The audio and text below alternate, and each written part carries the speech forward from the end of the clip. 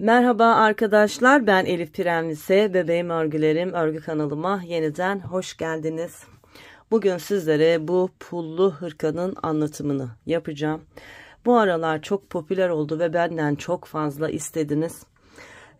Çok arkadaşa aslında klasik yakadan başlanan bir hırka olduğunu söylesem de illaki Elif Hanım anlat dediğiniz için bugün bu modeli sizlere anlatıyorum arkadaşlar. Daha önce bir canlı yayında kullanmış olduğum iplerin özelliklerini belirtmiştim. Şimdi tekrar ipler hakkında bilgi vereyim. Şu görmüş olduğunuz pullu ipler arkadaşlar 50 gram ve 115 metre uzunluğunda. Bundan 2 yumak aldım. Hırkamı bitirdim ve artan ipim bu. Benim hırkam rahat 1-2 yaş, belki 2,5-3 yaşa kadar giyilebilecek büyüklükte. Bebeğin gelişimiyle alakalı böyle minyon tipli çocuklar daha uzun süre kullanabilirler. Yani 2 tane bu şekilde iple rahat 4-5 yaşa kadar hırka örebilirsiniz. 2 yumak yeterli. Onun haricinde arkadaşlar kullanmış olduğum diğer ana rengim böyle hafif tüylü bir ip. Bunun da 100 gram 245 metre uzunluğu var. Bu ipten de arkadaşlar bir yumak bitti. İkinci yumaktan çok az kullandım. Yani kısaca şöyle söyleyebiliriz. 1-2 yaş büyüklüğünde bir bebeğe örmek istiyorsanız 1,5 yumak normal ana rengimizden, 1,5 yumakta bu görmüş olduğunuz pullu ipimizden kullanmamız bizim için yeterli oluyor. Kol kısmını dikişsiz anlattım arkadaşlar. Dikişli örmek isteyen arkadaşlar olursa yine dikişli de örebilirler. Ben böyle güzel bir çalışmaya dikişi yakıştırmadığım için, dikişle bozmak istemediğim için size dikişli olarak ördüm ve anlattım. Sizden rica ediyorum, mutlaka deneyin. Çok kolay ve çok keyif alacaksınız. Şu dikişsiz kol ve bacak örmeyi öğrendikten sonra emin olun daha dikişli örgü örmeyeceksiniz. Bunu size garanti ediyorum. Evet, şimdi ölçülerimi vermek gerekirse 1-2 yaş dedik ama ölçülerimiz neler? Hemen söyleyeyim. Şöyle hırkamın uzunluğu arkadaşlar 33 santim, yani büyük bir hırka çalıştım. Özellikle de büyük niye çalıştım arkadaşlar? Yani şu kullanmış olduğumuz pullu ip böyle sağlam sağlıklı bir ip olarak gözüküyor ama ne olur ne olmaz 0-1 yaş aralığındaki ben bebeklere şahsen sipariş alıp kesinlikle örmem. Mebal altına girmek istemem, sebep olmak istemem. Çünkü çocuklar devamlı emme eğiliminde olduğu için bebekler tehlikeli olabilir. Kopmaz, el kaza bir şey olur, kopar, çocuğun boğazına kaçar. O yüzden sizden de ricam, lütfen 1 yaşından büyük bebekler için örün. Bunu özellikle belirtiyorum ki şu anlatımla küçük örüp de beni de mebalinize ortak etmeyin. Bakın şu ön kısımlar bitmiş halimiz arkadaşlar. Şöyle baktığımızda 30-31 santim genişliğimiz var. Kol boyumuza gelince şöyle yakadan ölçtüğümde yine 31 santim kol uzunluğum var arkadaşlar. Yani çok rahat 1-2 dediğim gibi belki 2,5-3 yaşa kadar giyilebilecek büyüklükte bir çalışma. Arkaları böyle şıkır şıkır. Önler yine böyle şıkır şıkır. Düğme olarak da arkadaşlar şöyle metal düğme kullandım. Gümüş rengi bir düğme kullandım. Evet, beğeni ve yorumlarınızı özellikle bekliyorum. Hazırsak şimdi bu güzelliği örmeye başlayalım. Evet arkadaşlar, hırkamıza başlamadan önce ipler hakkında biraz bilgi vermek istiyorum. Hırkanın özelliği şu görmüş olduğunuz pullu ipten ibaret aslında. Başka hiçbir özelliği yok. Piyasada bu ipi artık birçok tuhafiyede bulabilirsiniz. 115 metre uzunluğunda bakın şöyle ince sayılabilecek bir ip ve üzerinde böyle küçük pulları var. Marka veremiyorum. O yüzden sadece iplerin özelliklerinden bahsedeceğim. Ben şöyle hafif tüylü bir ip kullanacağım. 100 gram ve 245 metre uzunluğunda, yine böyle orta kalın. Ama siz klasik bebek ipleri ya da koton ipler kullanarak da örebilirsiniz. Şimdi ben beyaz ipime böyle pembe pullu bir iple çalışma yapacağım hırkam için. Yani aslında tereddüt ettim, pembeyle pembe de çalışabilirdim. Bakın bu da gayet hoş görünüyor. Fakat anlatımda beyaz daha böyle belirgin olacak, pullar daha belirgin olur diye beyaz iple anlatmaya karar verdim. Siz istediğiniz renkleri kombin ederek örebilirsiniz. Şimdi şiş konusuna gelince, isterseniz misinalı, isterseniz düz şiş kullanarak örebilirsiniz. Biliyorsunuz ben devamlı misinalı şiş kullanıyorum. Şimdi burada önemli olan arkadaşlar, iplerimizle şişlerimizin uyumu.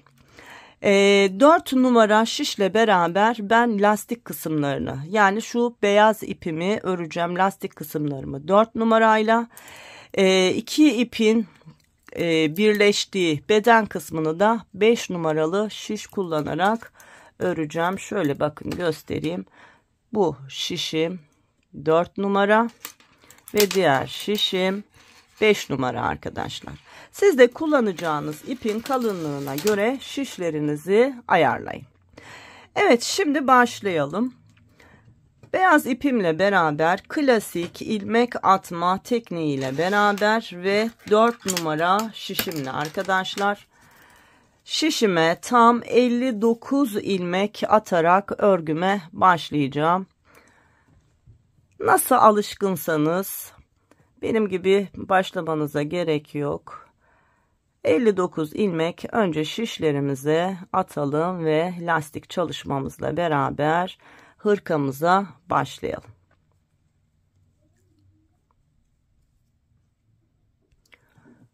Evet, tam 59 ilmek şişime attım ve lastik örgüye başlayacağız arkadaşlar. Burada dikkat etmemiz gereken şey, 2 düz ilmekle başlayacağız ve 2 düz ilmekle biteceğiz. Böylece yaka kısmımızda ilmek alırken lastiğimiz düzgün bir görüntü halinde olmuş olacak. Bakın, ilk ilmeği düz, ardından yanındaki ikinci ilmeği düz ördükten sonra bir ters, bir düz, bir ters, bir düz tekli lastik örgü örmeye başlıyorum. Evet, bir ters, bir düz tekli lastik örgülerle beraber sıra sonunda 2 ilmek kalana kadar öreceğim. Son 2 ilmeğim yine düz örgü olacak. Evet, örelim. Evet, sıra sonuna yaklaştım. Bakın, bir düzden sonra sıradaki ilmeğim ters ve 2 ilmeğim kaldı sıra sonunda. Bu 2 ilmeği de düz örgü olarak ördüm ve sıramı tamamladım. Örgümüzün arka sırasındayız. Şimdi 2 ters ilmekle başlayacağız. İlkini boşaldım. İkincisi ters. Sonra bir düz, bir ters, bir düz, bir ters. Tekli lastiğimi örerek sıramı tamamlayacağım. Yine sıra sonundaki son 2 ilmeğim ters örgü olacak. Evet, örelim arkadaşlar. Evet, sıra sonuna yaklaştım. Bakın, bir ters, bir düz ördükten sonra sıra sonunda 2 ilmeğim kaldı. Bu 2 ilmeği de ters örgü olarak ördüm ve sıramı tamamladım. Bakalım örgümüzün bolluğuna. Bakın, ne sıkı ne bol, böyle tam kararında bir örgü sıklığımız olmuş oldu. Siz de buna çok dikkat edin arkadaşlar. Hangi iple örerseniz örün, önce tığınız, şişinizle küçük bir parça örün ve örgüyü görün, ona göre karar verin. Şimdi yine örgümüzün düz tarafındayız. Aynı şeylerin tekrarını yapıyoruz. 2 düzle başladık. Sonra bir ters, bir düz örgülerle beraber sıramızı tamamlayacağız. Sıra sonunda yine son 2 ilmeğimiz düz örgü olacak. Yani lastik örgü çalışıyoruz. Sadece kenar ilmeklerimiz önlerde 2 tane düz, arkada 2 tane ters olacak şekilde. O da yakamızın düzgün olabilmesi için yaptığımız bir çalışma olacak. Bu şekilde bir miktar lastiklerimizi örelim. Sonra artık roba ayrımları ve beden örgüsüyle beraber örgümüzü örmeye devam edelim. Arkadaşlar tam 8 sıra lastik örgü çalışmış oldum. Bu benim 8. sıra. Bakın bir düz ve 2 tersle beraber arka sırayı tamamladım ve tam 8 sıra bir lastik çalışması yapmış oldum. Bakın sayalım: 2, 4, 6, 8. Şimdi bu 8 sıra lastiğimiz kaç santim oldu? Hemen onu da söyleyeyim. Bakın tam 2,5 santim uzunluğunda bir lastik çalışmış olduk. Artık lastik çalışmamız bitti. Şimdi roba ayrımlarına geçeceğiz ve 4 numaralı şişimi bırakacağım ve 5 numarayla örmeye devam edeceğim. Şimdi roba ayrımlarını beraber yapalım arkadaşlar. Ön bedenlerimiz için 9 ilmek ayırıyorum. Bakın 2, 4, 6, 8, 9. 2, 4, 6, 8, 9. 9 ilmek ayırdım. Bir işaretleyici taktım. Sonra roba ayrım ilmeklerim olan 2 ilmeğim var. O 2 ilmeği bıraktım ve bir işaretleyici daha taktım. Ön bedenim bitti. Kollarım için arkadaşlar 7 ilmek ayıracağım. Hemen şimdi 7 ilmek sayalım. 2, 4, 6, 7. Bakın 2, 4, 6, 7. Hemen bir işaretleyici takıyorum. Yine roba ayrım ilmeği 2 tane bıraktım. Tekrar bir işaretleyici takıyorum. Evet, kolumuzu da ayırdık. Şimdi arka bedenimize geldik. Arka bedenimde 19 ilmeğe ihtiyacım var. Hemen yine ayraçlarımı alayım. Sayalım: 2, 4, 6, 8, 10, 12, 14, 16, 18, 19. 19 ilmeği ayırdım. Hemen işaretleyicimi taktım. Roba ayrım ilmeğim 2 ilmek. 1, 2 ilmek ayırdım. Yine işaretleyicimi taktım. Şimdi ikinci kolumu ayıracağım. Hemen şuradan işaretleyicilerimi alayım. Ne dedik? Kolumuz için 7 ilmek ayırıyorduk. Sayalım: 2, 4, 6, 7 ilmek. Hemen işaretleyicimi taktım. Kolumu ayırdım. Roba ayrımı için 2 ilmek bıraktım. Tekrar işaretleyicimi taktım. Bakın ikinci ön bedenimde 2, 4, 6, 8, 9 ilmeğim kaldı. Roba ayrımlarını yapmış olduk. Şimdi ne yapacağız? Hem pullu ipimizi bağlayacağız arkadaşlar. Hem artık 5 numaralı şişimizle örmeye başlayacağız. Biraz ses çıkıyor ama kusura bakmayın, yapılacak bir şey yok. Şimdi önce bakın bu pullu ipimi geliyorum. Şu örgü ipimin üzerine sıkıca bağlıyorum. Ve şöyle yukarıya doğru çektim. 2 ipi birleştirmiş oldum. Şu başlangıç iplerini de biraz uzun bırakalım. Onları gizlerken uzun kalması bizim için daha bir kolay oluyor gizlerken. Evet. Şimdi arkadaşlar düz örgü öreceğiz. Önlerde düz, arkalarda ters. Bakın ilk ilmekten itibaren örmeye başlıyorum. Burada dikkat etmeniz gereken şu görmüş olduğunuz pullar ilmek arasına sıkışmasın arkadaşlar. Bir de ilmeklerin bölünmediğine emin olun. Şimdi ön bedenimiz için ne dedik? 9 ilmeğimiz var dedik. Bu birinci ilmeğimiz başlangıç. Devam ediyoruz. 2, 3, 4, 5, 6, 7, 8 ve 9. 9 ilmeğimizi ördük. Artırma yerimiz zaten belli. Hemen bir gizli artırma yapıyorum. Roba ayrımında 2 ilmeğim var. 1, 2 ilmek örüyorum. Tekrar bir gizli artırma yapıyorum ve kolumda 7 ilmeğim vardı. 1, 2, 3, 4, 5, 6, 7 ilmeğimi ördüm. Yine artış yapacağız. Bir gizli artırma yaptım. Roba ayrımında 2 ilmeğim var. Bu 2 ilmeğimi ördüm. Ve tekrar bir gizli artırma yaptım. Ve arka bedene geldim. Arka bedende 19 ilmeğimiz vardı. Örelim. 1, 2, 3, 4, 5, 6, 7, 8, 9, 10, 11, 12,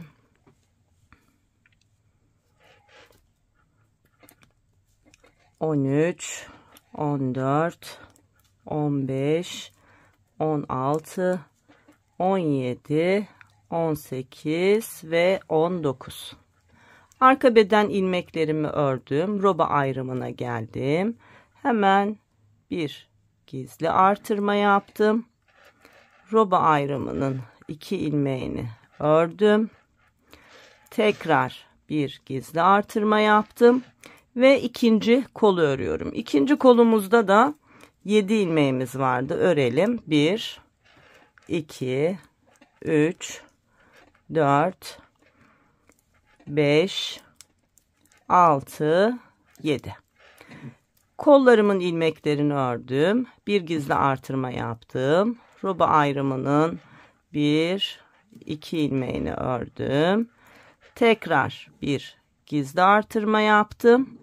Ve ikinci ön bedendeyim. İkinci ön bedende de arkadaşlar 9 ilmeğimiz var.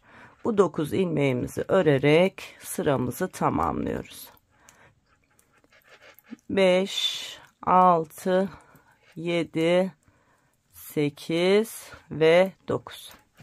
Evet, ilk roba ayrımlarını yaptık. Artık 4 numaralı şişimizi çıkarmış olduk. Ve 5 numaralı şişimizle beraber örgümüzü örmeye devam ediyoruz. Arkadaşlar, örgümüzün arka tarafında sadece var olan ilmekleri ters örgü olarak öreceğiz. Dediğim gibi sadece dikkat etmeniz gereken 2 ipi birlikte ördüğünüze emin olun arkadaşlar. Ve ilmekleri bölmeden bu şekilde bakın ördüğünüze emin olun. Evet, roba ayrımının olduğu yere geldim. Bakın gizli artırma yaptığım ilmeğimi de ters olarak ördüm ve devam ediyorum. Sıra sonuna kadar var olan ilmeklerin tamamını bu şekilde ters örgü öreceğiz. Çok hızlı örüp bitirebileceğiniz bir hırka çalışmasıdır. Çünkü 5 numara şişle örüyoruz arkadaşlar. Çok hızlıca örüp bitireceksiniz. Evet, sıramızı bu şekilde tamamlayalım. İkinci kez artışları yine birlikte yapalım arkadaşlar. Evet, sıra sonuna yaklaştım. Bakın ters örgülerle beraber ilmeklerimin tamamını ördüm ve bitirdim. Tekrar örgümüzün düz tarafındayız. Bakın zaten hemen pullarımız belli oldu. Böyle bir hareketlilik geldi bile hırkaya. Şimdi bir kez artırma yapmıştık. İkinci kez artırmamızı yapalım. Bir kez daha göstereyim. Zaten bu tür çalışmaları sizinle beraber çok yaptık arkadaşlar. Tek farkı pullu bir ip ilave etmemiz. Başka hiçbir farkı yok. Çok istek oldu diye anlatıyorum. Yoksa anlatılacak bir şey yok. Yani bunun biz düzünü de ördük, örneklisini de ördük, birçok yelekte de çalıştık. Klasik robadan başlanan hırka çalışması, başka hiçbir şey yok. Tek özelliği sadece bu görmüş olduğunuz pullar. Evet, şimdi başladım. İlk ilmeği boşaldım. Düz örgülerle 2, 3, 4, 5, 6, 7, 8, 9, bir artırma yapmış olduğumuz için bu sırada 10 tane düz ilmeğimiz oldu. Bakın yine roba ayrımına geldik. Hemen bir gizli artırma yaptım. Ardından roba ayrımındaki 2 düz ilmeği ördüm ve tekrar bir gizli artırma yaptım. Kolumuzda 7 ilmek vardı. Sağında ve solunda birer artırma yapmıştık. Dolayısıyla şu an kolumuzda 9 tane ilmeğimiz var. Bakın 1, 2, 3, 4, 5, 6, 7, 8 ve 9. Kol ilmeklerimi ördüm. Roba ayrımına geldim. Bir gizli artırma yaptım. Roba ayrım ilmeklerimi ördüm. 2 ilmek bunlar. Ardından tekrar bir gizli artırma yaptım ve arka bedendeyim. Arka bedende 19 ilmeğimiz vardı. Yine sağında ve sonunda bir önceki sırada artış yaptığımız için şimdi 21 ilmeğimiz oldu. Bu 21 ilmeğimizi de yine düz örgülerle örüyoruz. Ve arka bedenimizi de tamamlamış oluyoruz. Mutlaka benim gibi ayraç kullanın. Özellikle tüylü iple örecekseniz arkadaşlar. Çünkü artırma yerlerini karıştırma ihtimaliniz biraz fazla. Mutlaka bir ayraç kullanın. Evet, arka bedeni ördüm. Bakın yine roba ayrımına geldim. Bir gizli artırma yaptım. Roba ayrım ilmeklerimi ördüm. 2 ilmek. Şimdi ikinci kola geldim. Hemen bir gizli artırma yaptım. Burada da yine 9 ilmeğim var. 1, 2, 3, 4, 5, 6, 7, 8 ve 9. Evet, tekrar bir gizli artırma. Roba ayrımında 2 ilmeğim var. Bu 2 ilmeğimi ördüm. Tekrar bir gizli artırma yaptım ve ikinci ön bedendeyim. Bir önceki sırada bir ilmek artırmıştık. 9 ilmeğimiz vardı.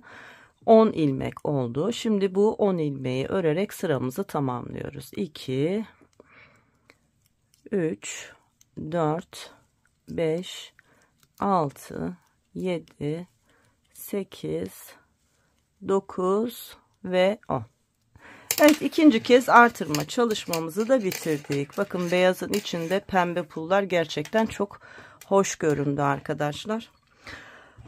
Arka sıralarda yine ters örgülerle sıranın tamamını öreceğiz. Ön sıraya geldiğimizde arkadaşlar şu roba ayrımlarının olduğu yerlerde bakın işaretleyiciyi gördünüz, hemen bir gizli artırma, sonra 2 düz ilmek, işaretleyiciyi takıyorsunuz, tekrar gizli artırma, kolu ördük, işaretleyicileri gördük, gizli artırma, 2 roba ayrım ilmeği, tekrar bir gizli artırma, hop arkayı ördük. Geldik yine işaretleyicinin olduğu yer, bir gizli artırma, roba ayrımının 2 ilmeğini ördük, tekrar bir gizli artırma, geldik ikinci kolu ördük, roba ayrımına geldik, gizli artırma, 2 roba ayrım ilmeği, gizli artırma ve sıradaki ilmekleri örerek her bir artış sırasında arkadaşlar 8 tane ilmeğimiz artarak robamız büyüyecek. Hırkamızın hem beden genişliği hem de kol evi uzunluğu oluşacak. Hiç uzatmaya gerek yok. Bu şekilde robamızı örelim. Robalarımız bitsin. Ondan sonra kolları ayıralım. Ön bedenlerle beraber arka bedeni birleştirerek örmeye devam edelim. Evet, buraya kadar öğren arkadaşlardan ricam şimdi birer tane yorum yapsınlar. Nasıl ip kullandılar? Pullu ipleri nasıl, renk olarak ne kullandılar ve şiş olarak ne kullandılar? Kısaca yorum olarak yazarsalar çok sevinirim. Evet, robaları bitirelim, sonra birlikte devam edelim. Arkadaşlar, artırmalarımı tamamladım. Tam 13 tane artırma yaptım. Bence benim için oldukça yeterli bir ölçü oldu. Şöyle ölçtüğümde çok net bir sonuç olmamakla beraber şöyle tuttuğumuzda arkadaşlar 27-28 santime yakın bir ölçümüz var. Fakat misinalı şişim kısa olduğu için çok net ölçü alamıyorum. 13 artırma yaptım. Şimdi kolları ayırdıktan sonra zaten net olarak kaç santim olduğunu size söyleyeceğim.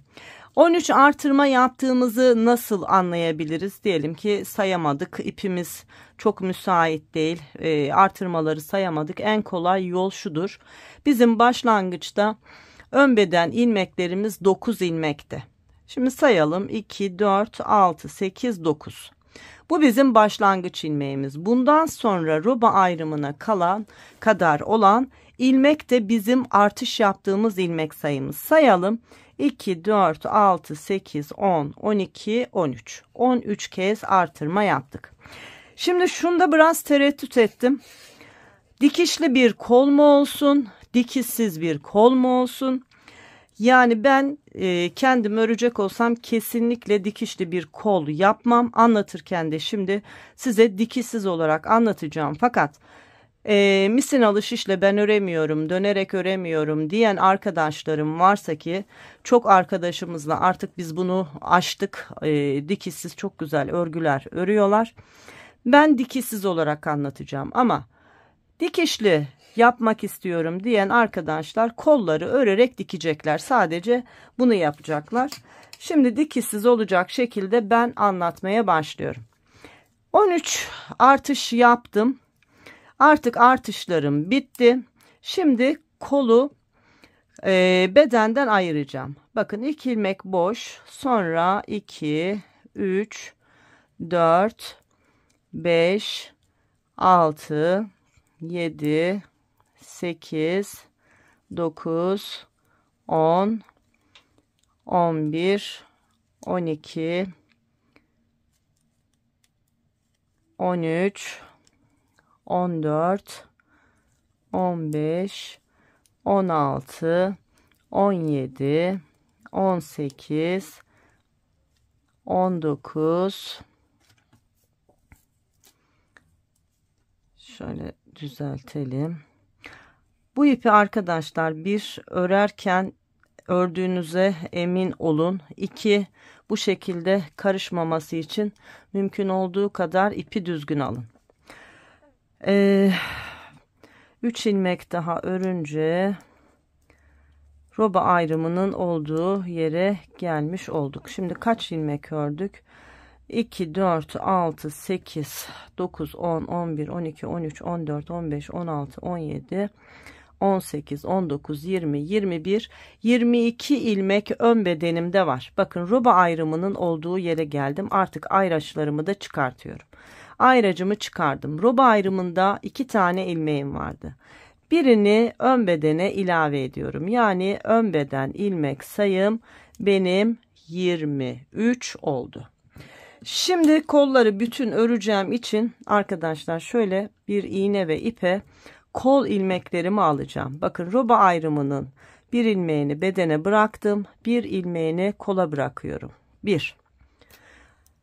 Sonra diğer ilmekleri de yine iğneme alıyorum. 2, 3, 4, 5, 6, 7, 8, 9, 10, 11, 12, 13, 14, 15, 16, 17, 18, 19, 20, 21, 22, 23, 24, 25, 26, 27, 28, 29, 30, 31, 32, 33, 34 ve diğer taraftaki roba ayrımının bir ilmeğini de kola aldım.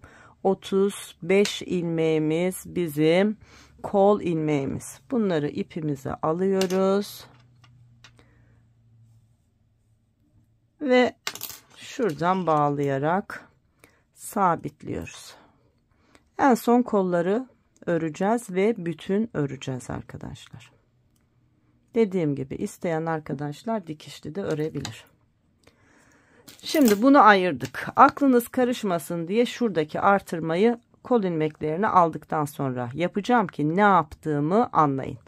Bakın şimdi şu bedendeki, ön bedendeki son ilmeği tekrar şöyle ilmeği sökeyim.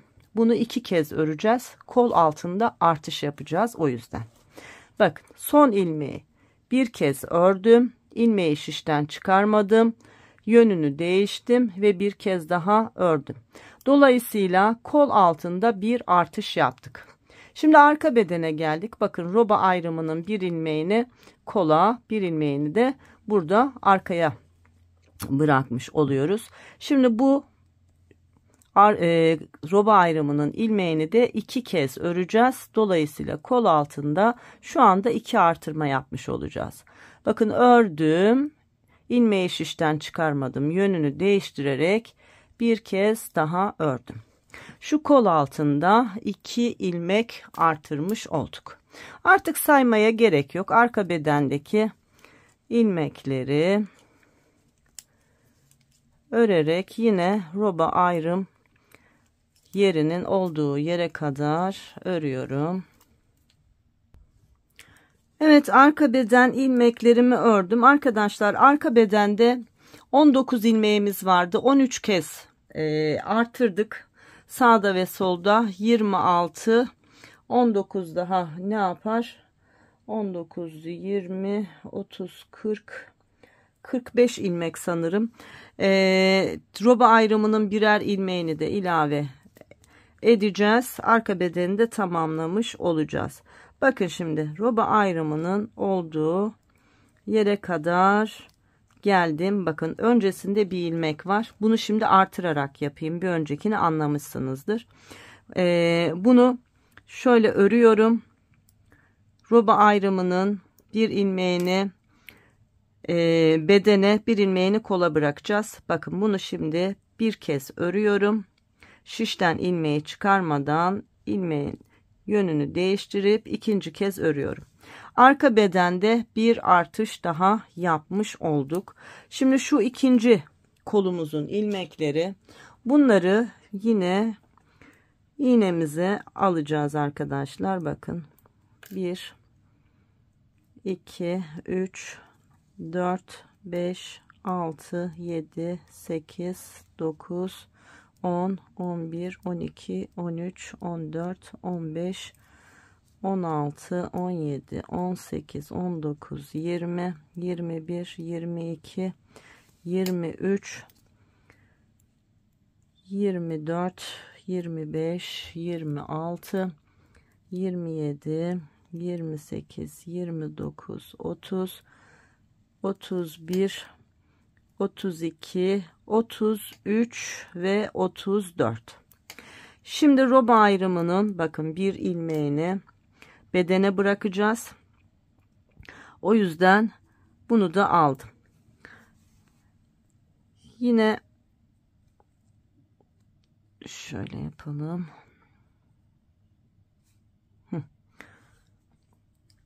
İpimizi düğümleyeceğiz arkadaşlar. Bakın düğümledim.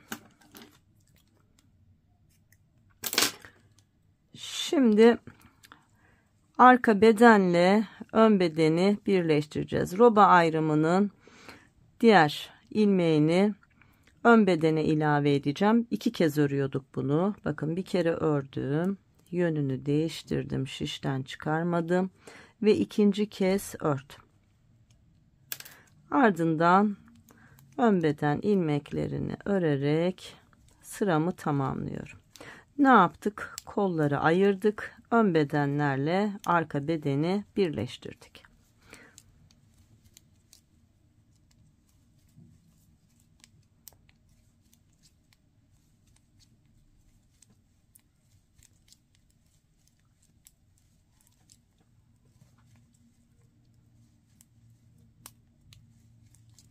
Evet, sıramı tamamladım.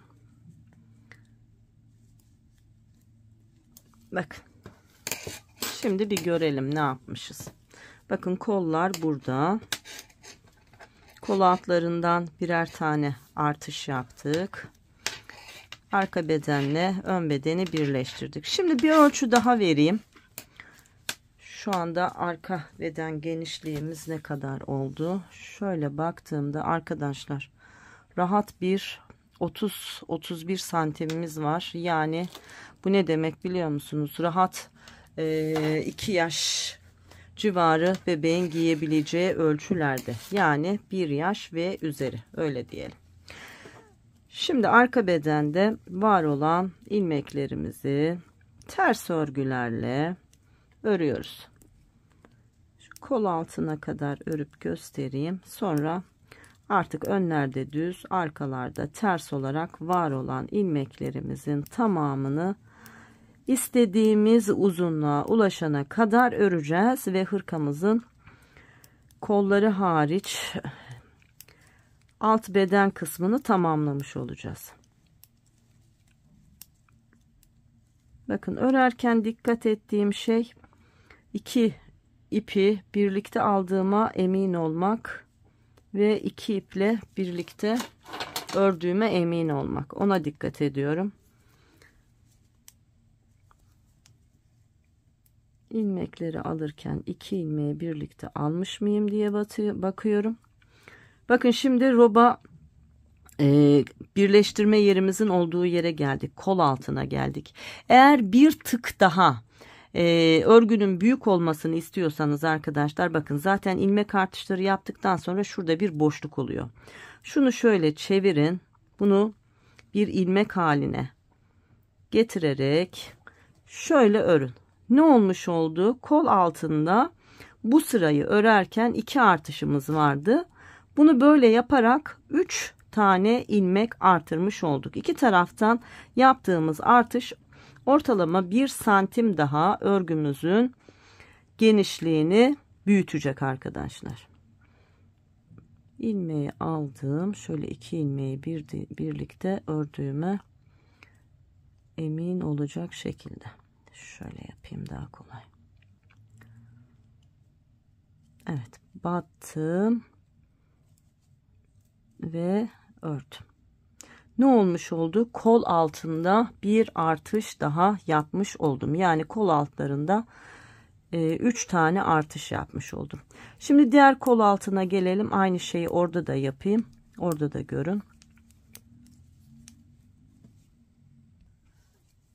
Evet, ters örgülerle beraber arka bedeni ördüm. Bakın şimdi diğer kol altına geldim. Bakın hemen zaten ilmek ayrılacak, gördünüz mü? Hemen ayrıldı. Aynı şeyi burada yapıyorum. İlmeği, ipi alıyorum, ilmek haline getiriyorum.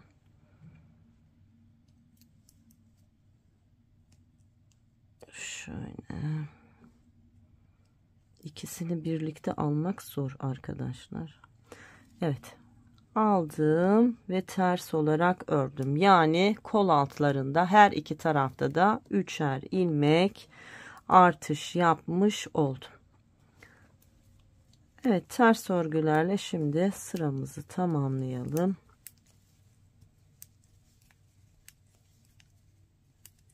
Artık artışlarımız bitti.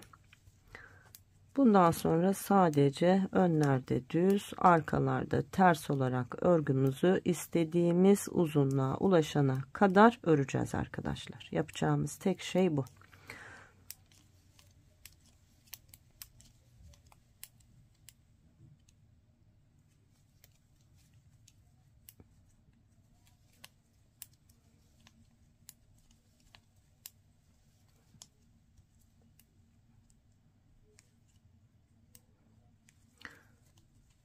Evet, sıramı tamamladım.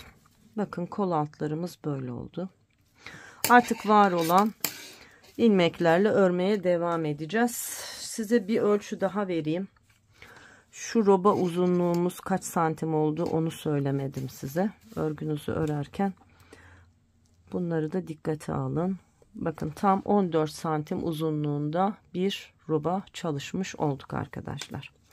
Evet, şimdi bu şekilde örmeye devam edelim. İstediğimiz uzunluğa gelince de yine şu yakada görmüş olduğunuz lastik çalışmasını hırkanın etek ucunda çalışarak beden çalışmasını bitirelim. Sonra kollarımızı örmeye devam edelim. Arkadaşlar, beden kısmını ördüm. Benim için yeterli bir uzunluk oldu. Şimdi size kaç santim ördüğümü söyleyeceğim. Lastik kısmından sonra pullu ipimizle beraber arkadaşlar tam 29 santim örgü ördüm. Lastiğim de dahil ölçtüğümde tam 32 santim uzunluğunda bir örgü ördüm. Şu arka bedenin de şimdi genişliğimizin de net ölçüsünü size söyleyeyim. Arkadaşlar tam 31 santim genişliğinde bir örgümüz var. Yani rahat 1-2 yaş arası giyilebilecek büyüklükte. Ne yapmıştık? Biz 13 artırma yapmıştık. Bu artırma sayısını 14-15 yaparsanız birer yaş daha büyütebilirsiniz örgünüzü. Daha büyük örmek isteyen arkadaşlar şöyle yapabilirsiniz. Şu başlangıç sayısını, yani şu yaka kısmını da biraz büyütmeniz gerekir. Biz 59 ilmekle başlamıştık. Önlere 9 ilmek bırakmıştık. Bunu 10, 11, 12 gibi büyütebilirsiniz. Önlerin toplamı yani 9, 9, 18 ediyordu bizde. Şayet 10'ar ilmek yaparsanız 20 ilmek, şu arkayı 21 yapabilirsiniz. 11, 11 yaptınız, arkayı 22 ya da 23 yapabilirsiniz. Bu şekilde büyütebilirsiniz. Kol ilmeklerimizde şöyle büyütebilirsiniz. Biz kolumuzda 7 ilmek yapmıştık. Şöyle öne ve arkaya ikişer ilmek ilave ettiğimizde, yani 2 2 arkaya da 4 ilave edersek bunlara birer tane ilave edin arkadaşlar. Kolu çok genişletmeyin. Bu şekilde bedeni de büyüterek roba artışlarını da artırarak daha büyük bedenlerde örmemiz mümkün. Eğer dediğim gibi sayıları artırır, robayı uzatırsanız beden kısmının, şu alt kısmının da boyunu uzatmanız gerekir. Evet, şimdi artık lastik kısmına geçeceğiz. Etek lastiğini öreceğiz. Tıpkı yaka lastiğini ördüğümüz gibi. Bu arada pullu ipimin arkadaşlar ilk yumağı bitti. Bakın tam nerede bittiğini göstereceğim size. Bakın şu ikinci ip, bunu bilerek gizlemedim. Size göstermek istediğim için.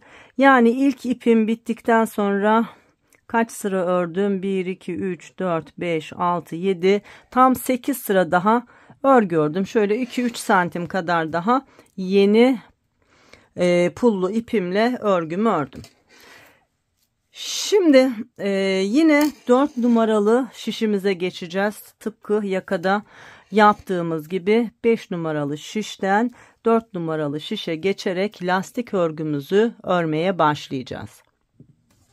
Evet, örmeye başlayalım. Yakada ne yapmıştık arkadaşlar? İlk 2 ilmeğimiz düz, sonra bir ters bir düz olarak örmüştük. Şimdi bu etek lastiğinde de aynı şekilde çalışacağız. İpimin sadece beyaz olanıyla lastik kısmımı örmeye başlıyorum. Bakın ilk ilmek de dahil bir düz, sonra yanındaki ilmeği 2 düz olarak ördüm. Ardından bir ters, bir düz, bir ters, bir düz. Tekli lastik olarak örgümü öreceğim. Sıra sonunda yine son 2 ilmeğim düz örgü olacak arkadaşlar. Eğer düz örgü olarak ilmek sayım uygun olmazsa ya artırma ya eksiltme yaparak son 2 ilmeği düze ayarlayacağız. Şimdi sıra sonuna kadar bir ters bir düz olacak şekilde var olan ilmeklerimizi örelim.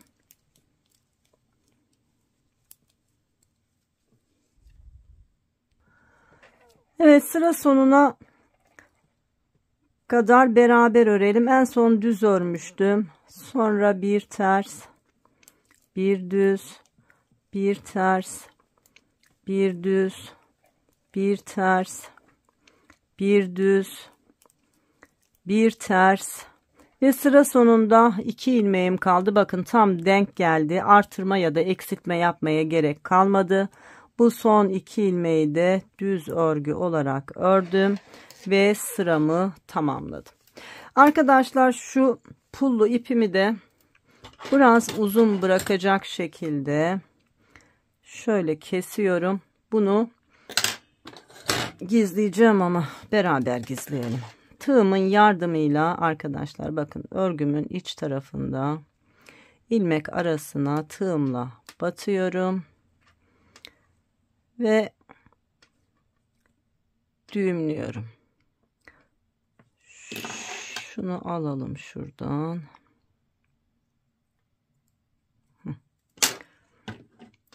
Bu şekilde önce düğümleyerek sabitledim. Ardından örgümün içerisinde bakın ilmeklerin arasından bu şekilde yürüterek gizliyorum. Siz de aynen bu şekilde yapın arkadaşlar. Öyle kesip kenarda düğümleyip bırakmayın. Bakın bu benim için yeterli. Fazlasını aldım ve tertemiz bir örgü olmuş oldu. Evet. Yani ikinci yumağa geçiyoruz. Kolları da bu iple öreceğiz. Kollara zaten çok fazla kullanmayacağız. Bu ne demek oluyor arkadaşlar? Yani böyle 2 tane 50 gram 115 metre uzunluğunda puantiyeli pullu ip aldığınızda ortalama 4-5 yaşındaki çocuklara kadar büyüklük olarak 2 yumak böyle pullu ip sizin için yeterli olur. Diğer ipim hala ilk yumaktayım arkadaşlar. Muhtemelen kolunun birini bitirecek. Diğerine de başlayacak. Yine 2 yumakta normal düz ana kısmı kullanacağınız ipten elinizde olması yeterli. Sanırım 1,5 yumak kadar şu ana rengimden kullanacağım. Yine 4-5 yaşa 2 tane puantiyeli ve 2 tane ana renk ip yeterli olur. Evet, şimdi örgümüzün arka kısmındayız. Önleri düz bitirdik. Arkada ilk 2 ilmeğimiz ters örgü. Ardından bir düz, bir ters. Bir düz, bir ters. Tıpkı yakada olduğu gibi lastik örgümüzü bu şekilde istediğimiz uzunluğa gelene kadar öreceğiz arkadaşlar. Sonra örerek kesme tekniğiyle keseceğiz ve beden kısmımızı bitireceğiz. Sonra kollarımızı örerek hırkamızı örmeye devam edeceğiz. Evet, lastiklerimizi örelim. Sonra birlikte kestikten sonra kol çalışmasına başlayalım. Arkadaşlar, lastik örgümü 8 sıra ördüm. Bu 8. sıram örgümün arka tarafı. 2 tersle beraber sıramı tamamladım.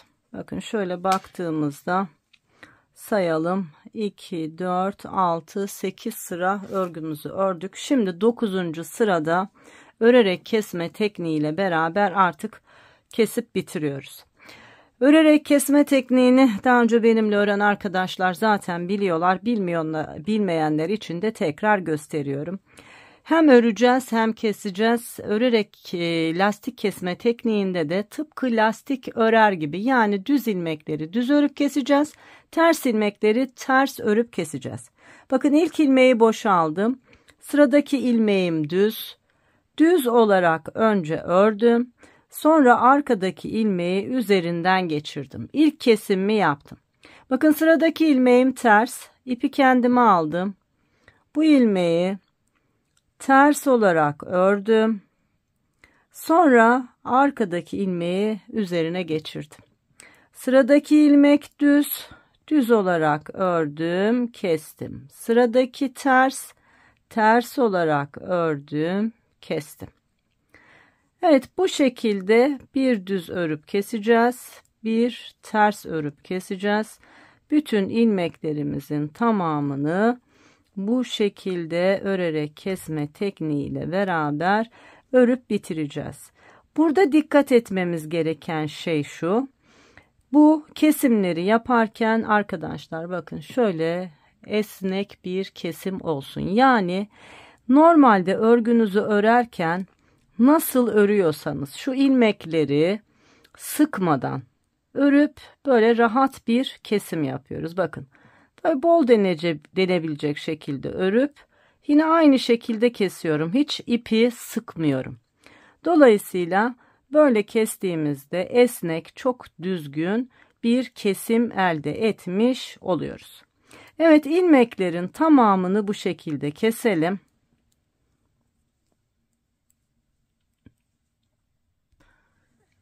Arkadaşlar, son ilmeklerim, beraber keselim. Bakın sıradaki ilmeğim düz olarak ördüm. Arkadaki ilmeği üzerinden geçirdim. Sıradaki ilmeğim ters olarak ördüm. Arkadaki ilmeği üzerinden geçirdim.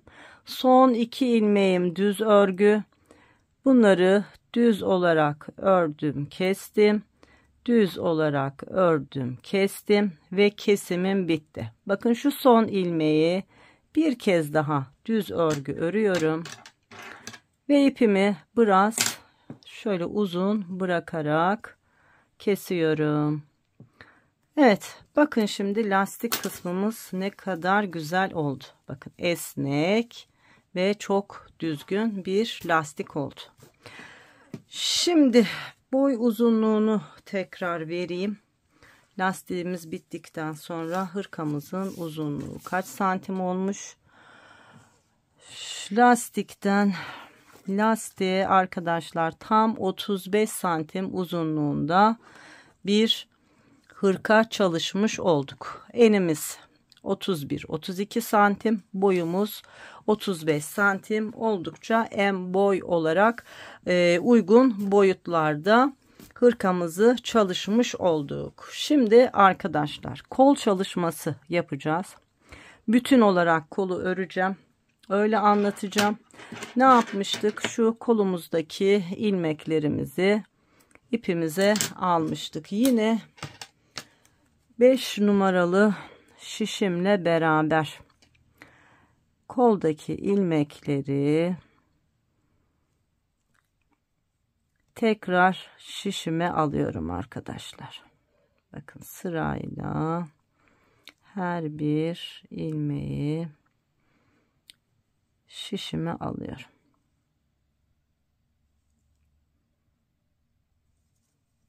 Şöyle yarısına kadar alayım. Sonra misina kısmımı uzatacağım. Nasıl rahat bir şekilde ördüğümü, nelere dikkat ettiğimi göstereceğim. Şimdi göz kararı bakıyorum. Şöyle 2 ilmek daha alırsam ortalama kolu yarılamış gibi olmuş oluyorum. Evet. Şimdi dikkat ettiğim şey şu. Kolun ortasına kadar ortalama geldikten sonra misinamı boşa çıkartıyorum. Ve tekrar diğer kalan ilmekleri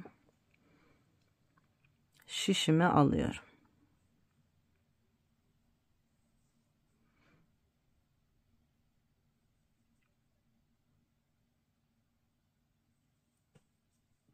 Şu pembe ipi ara ara çıkartıyorum.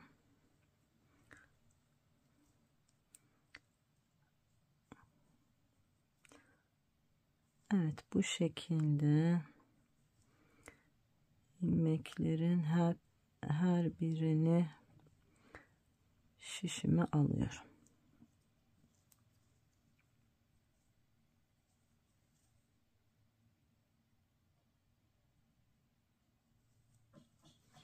Evet, son birkaç ilmeğim kaldı.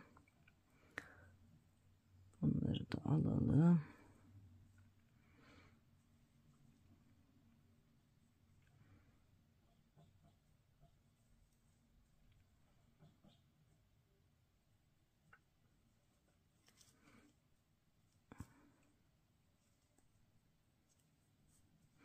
Şurada son bir ilmeğim var. Bu son ilmeğe dikkat edin arkadaşlar. Bu genelde çok belli olmuyor. Ben bunu şöyle yapıyorum. Bakın. Bu pembe ipimi çıkarttım. Bakın ipin iki ucunu tutup yukarıya çektiğinizde gördünüz mü, ilmek ortaya çıkıyor. Son ilmeğe dikkat edin. O bazen öyle oluyor. Evet, şimdi ne yaptık? Bakın. İlmeklerimi, şişimi aldım. Kaç ilmeğimiz var? Hemen sayayım. 2, 4, 6, 8, 10, 12, 14, 16, 18, 20, 22, 24, 26, 28, 30, 32, 34, tam 35 ilmeğim var şu an kolumda. Şimdi yine hem beyaz ipimiz hem pullu ipimizle beraber kolumuzu örmeye başlayacağız. Şöyle iki ipi şöyle bir dolayın. Düğüm yapmanıza gerek yok. Bu böyle başta bir bütün gelsin, sonra gelir. Şimdi arkadaşlar, örecek olduğum ilmeklerim burada. Örecek olduğum şişim burada. Bakın bu şişi boşa çıkartıyorum. Şu kol altında artırmalar yapmıştık, hatırlayın. Şimdi buradan ilmek alarak başlıyorum. Size en kolay ve en düzgün kol çalışmasının nasıl yapılacağını öğretmiş olacağım. Her türlü dikişsiz kol örgüsünde bunu kullanabilirsiniz. Bakın ilmeğimden hemen sonra ilk müsait olan yuvanın içerisine battım. Şu başlangıç ipimi yine biraz uzun bırakıyorum. Bunu rahat düğümleyip gizleyebilmek için yapıyorum. Bunu az uzun bırakın arkadaşlar. Bir ilmek aldım. Geldim. Yandaki yuvaya battım. 2. Geldim. Yandaki yuvaya battım. 3. Geldim. Yandaki, bakın hemen şurada yuvaya battım. 4. Geldim. Yandaki yuvaya battım. 5. Bakın. 5 tane ilmek çıkardım. 1, 2, 3, 4, 5. Şimdi devam ediyorum. Geliyorum. Şişimde olan ilmekleri örüyorum. Bakın. O kadar kolay, o kadar keyifli ki. Yani bu dikişli örüp onu tutup dikmek hem zahmetli hem görüntü olarak ne kadar düzgün dikerseniz dikin arkadaşlar, hiç dikişi olmayan örgü kadar temiz ve düzgün olmuyor.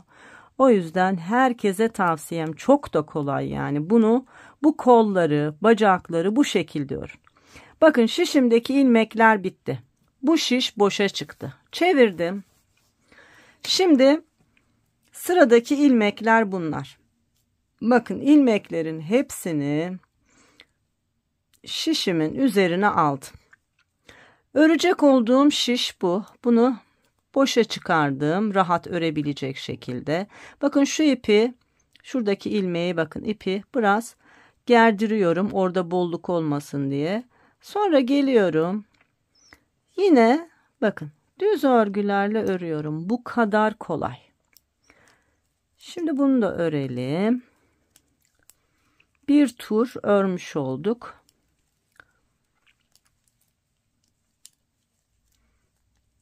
Bakın bir tur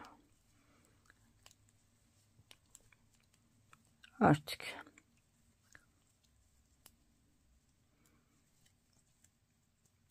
Evet, son ilmeğimi de ördüm. Bir turu tamamladım.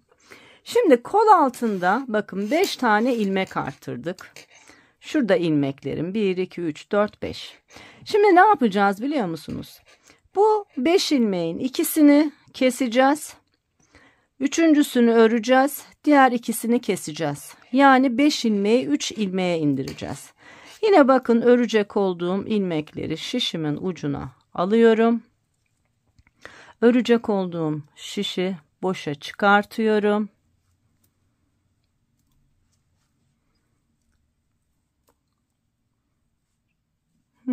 Böyle. Şu ilmekteki ipi şöyle biraz hafif gerdiriyorum. Bakın başlangıç ipim burada. Bunu uzun bıraktım ama yine şuradan tutuyorum ilmek kaçmasın diye. Şimdi sıradaki 2 ilmeği. Bakın. Benim ilmeklerimin yönü örgümün şekline göre ters oluyor. O yüzden önce bu ilmekleri düzeltiyorum. Bakın 2 ilmeği. Sonra bu 2 ilmeği birlikte örüyorum. 3. ilmek bu. Bunu örüyorum. Hiçbir şey yapmıyorum. Bakın yanında 4. ve 5. ilmeğim var. Bu 4. ve 5. ilmeği de yine birlikte örerek kesiyorum. Kol altındaki 5 ilmeğim 3 ilmeğe düştü. Devam ediyorum. Şimdi var olan ilmeklerin hepsini yine bir tur boyunca örüyorum. 1-2 sıra göstereceğim. Ondan sonra zaten var olan ilmekleri hep aynı şekilde örmeye devam edeceğiz arkadaşlar. Çok kolay ve çok keyifli. Ben öremiyorum kimse demesin arkadaşlar. Herkes örebilir. Ve bunu böyle ördükten sonra bir daha dikişli örgü örmeyeceksiniz. Bunu size garanti ediyorum. Bakın bitti. Yine geldim. Örecek olduğum ilmekleri bakın şişimin ucunu aldım. Örecek olduğum şişi boşa çıkardım. Şu ipi hafif gerdirdim. Buradaki ilmek boş kalmasın diye. Ve sonra bakın örmeye başladım. Şu an benim kullanmış olduğum misinalı şişim misinası kısa. Aslında 80 santimlik misina olsa çok daha rahat da örülür arkadaşlar. Şu anda bakın benim fazla payım yok. Ama şu 4 milimetre şişimin misinası uzun. Bu mesela 4 değil de 5 milimetre olsaydı çok daha rahat örerdim. Ama bundan da rahat örüyorum. Siz de çok rahatça örebilirsiniz. Yani benim misinam uzun demeyin. Uzun ne kadar uzun o kadar kolay. Bakın şimdi yine ilmekleri bir tur boyunca ördüm. Yine koltuk altına geldim. Bakın. Koltuk altındayım. Ne yaptık? Burada şimdi 3 tane ilmeğimiz var. Size bir taktik daha vereyim arkadaşlar. Bir bilgi daha vereyim. Diyelim ki kol ilmeklerinizin sayısı az ve dar bir kolunuz olsun istemiyorsunuz. 5 ilmeği çıkardınız. Az önce yaptığımız kesimi yaptınız. 3 ilmek var burada. Bu 3 ilmeği hiç kesmeden örmeye devam edebilirsiniz. Biraz daha kol bol olsun istiyorsanız. Bizim şimdi ilmek sayımız yeterli. Burayı biz tek sayıya indireceğiz. Bakın bunları öreceğiz. Şuradaki ilk 3 ilmek benim kol altında artış yaptığım ilmeklerim. Bakın bunların üçünü birlikte şöyle üçünü birlikte ördüm. Tek bir ilmeğe indirdim. Benim başlangıçta ilmek sayım 35'ti ya kolumda. Şimdi bu bir ilmek daha artmış oldu. 5 ilmeğin 4'ünü kestik. Bir ilmek kaldı. Benim ilmek sayım koldaki 36 ilmek oldu. 18, 18, 36. Şimdi şöyle yapalım. 1, 2, 3, 4, 5, 6, 7, 8, 9, 10, 11, 12,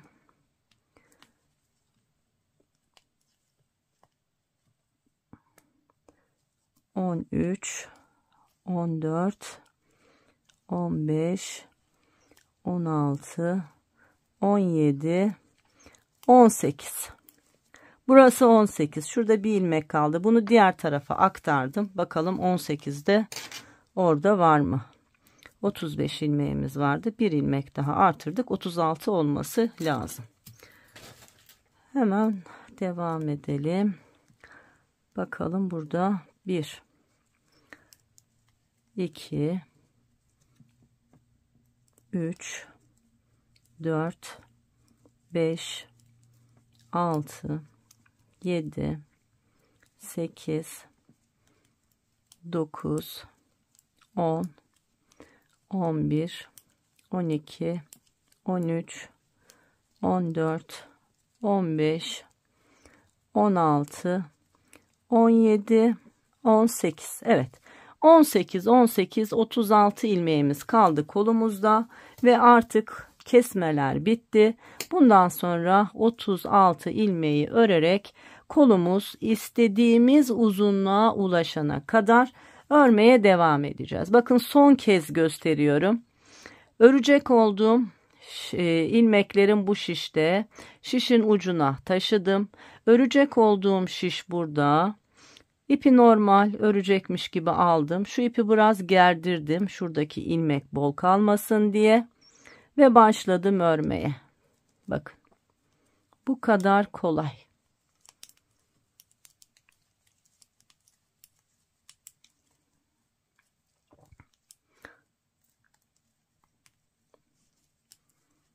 Evet.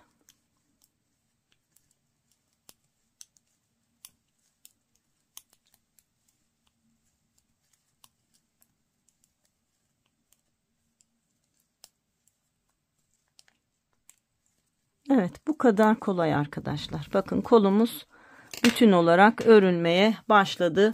Şimdi istediğimiz uzunluğa ulaşana kadar kollarımızı örelim. Sonra lastik çalışmasıyla yine devam edelim. Arkadaşlar 36 ilmekten oluşan kolumu bakın ördüm. Toplamda kaç santim ördüm?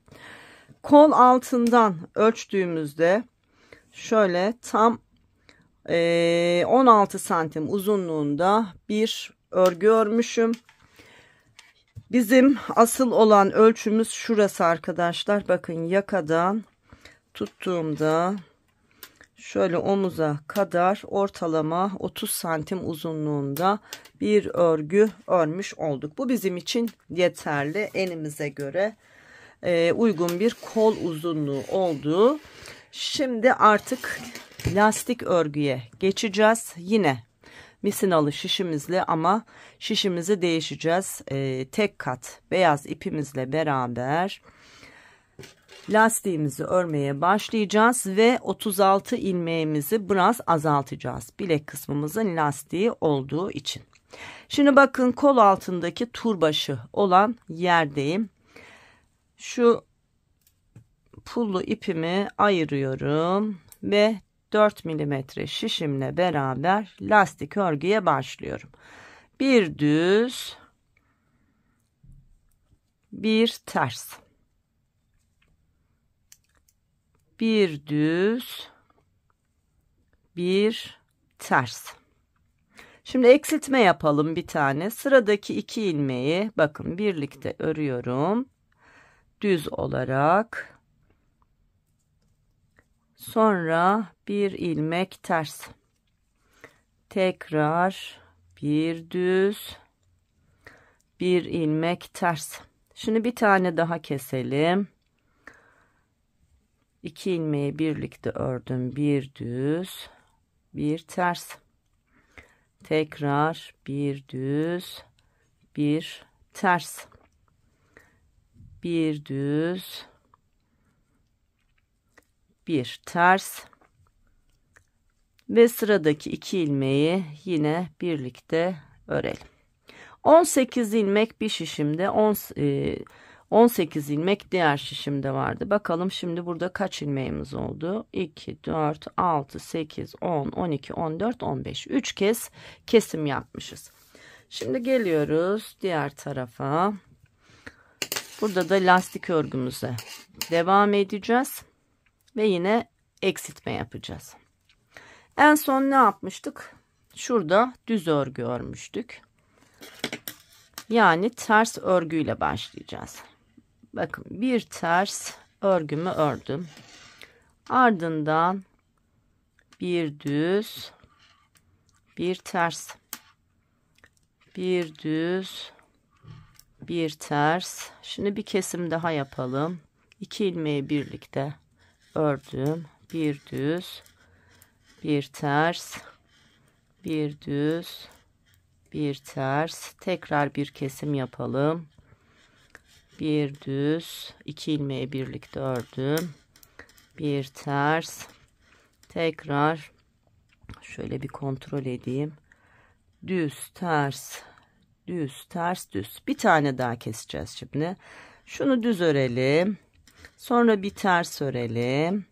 Sıradaki 2 ilmeği yine birlikte düz olarak örelim. Son ilmeğimiz kaldı. Son ilmeğimizi de ters örerek sıramızı tamamlayalım. Kurulumu yaptık. Düzle başladık ve tersle bittik. Şu ipi biraz uzun bırakalım. Şimdi kaç ilmeğimiz var şişimizde? 36 ilmeği kaça düşürdük hemen söyleyeceğim. Pullu ipimi şuradan ayırayım. Evet. Şimdi sayalım. Bakın 5 milimetre şişi de bıraktım. Artık 4 milimetre ile öreceğim. Toplamda 2, 4, 6, 8, 10, 12, 14, 15, 16, 17, 18, 19, 20, 21, 22, 23, 24, 25, 26, 27, 28, 29 tam 30 ilmeğe indirdik. Yani ne yaptık? 6 ilmek eksilttik. Bu bizim için yeterli. Çünkü hem daha ince şişle öreceğiz ve daha ince ne yapacağız? İple beraber devam edeceğiz. Şimdi başlıyoruz. Bakın tur başlangıcında bir düz, bir ters, bir düz, bir ters, bir düz, bir ters, bir düz, bir ters, bir düz, bir ters, bir düz, bir ters, bir düz, bir ters ve son ilmeğim düz. Bitti. Geldim diğer tarafa.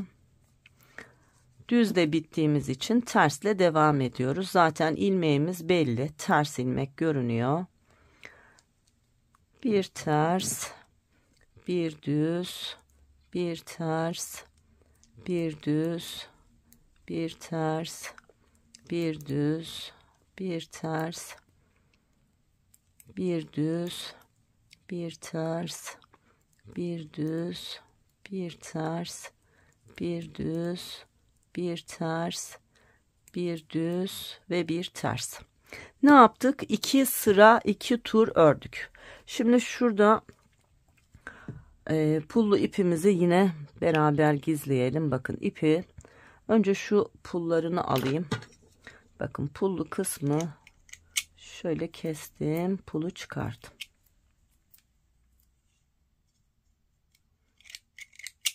Bunu çıkarmadıkça içeri alıp düğüm atamıyoruz arkadaşlar. Evet. Şimdi bakın buradan içeriye tığımla beraber önce bu ipi aldım. Sonra örgümün şöyle ilmeklerin arasına battım. Önce düğümleyerek ipi sabitliyorum. Evet, düğümledim ve sabitledim. Şimdi örgümün ilmeklerinin arasından yürüterek bir miktarını gizliyorum. Böyle yapmanız çok daha sağlıklı. Asla sökülmez arkadaşlar. Evet, tığımın yardımıyla yürüttüm. Artık fazlasını kesebilirim. Bakın tertemiz oldu.